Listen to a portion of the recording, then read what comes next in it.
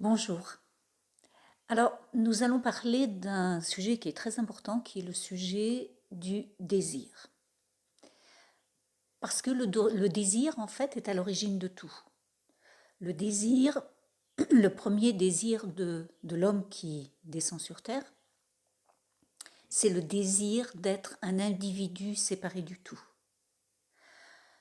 Adam et Ève mangent le fruit de l'arbre de la connaissance du bien et du mal, quittent le paradis terrestre, quittent le jardin d'Éden et vont vivre leur vie sur Terre. L'homme se sépare de Dieu, se sépare de son êtreté, active le mental et descend dans le physique pour faire l'expérience de la dualité.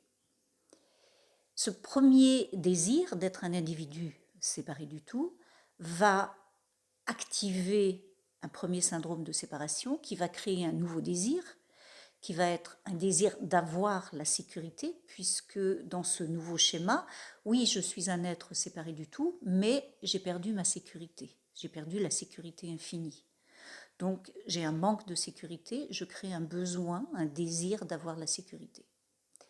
Et puis va naître tout de suite après un autre désir qui est très puissant, qui est le désir d'avoir l'amour, puisque dans ce même schéma, où l'homme se sépare de sa divinité, de Dieu, il a le sentiment d'avoir perdu l'amour infini.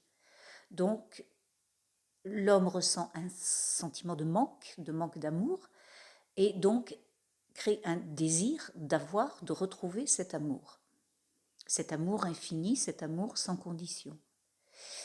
Et puis, comme tout ça, c'est bien difficile à gérer et que l'homme a le sentiment qu'il y a quand même quelques éléments dans le physique qui lui échappent, et que l'homme veut retrouver cet amour et cette sécurité, eh bien, il ressent un manque qui est un manque de contrôle, et donc il va créer un nouveau désir qui va être un désir d'avoir le contrôle. Donc on voit tout de suite comment le désir est vraiment la source de tous nos systèmes de pensée, de tous nos schémas de pensée, de tous nos comportements.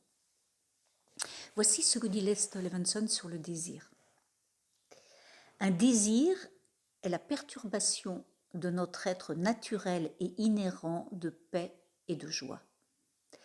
Les désirs nous maintiennent dans un mécanisme où l'on essaie toujours de les satisfaire. Cela nous distrait de notre bonheur inhérent, naturel et constant. En bref, le désir est l'ennemi du bonheur et la source du malheur.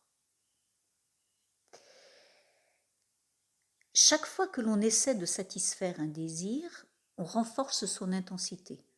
Cela se fait parce que l'on attribue à l'objet le plaisir momentané qui est inhérent à l'être, du fait que les pensées sont momentanément calmées.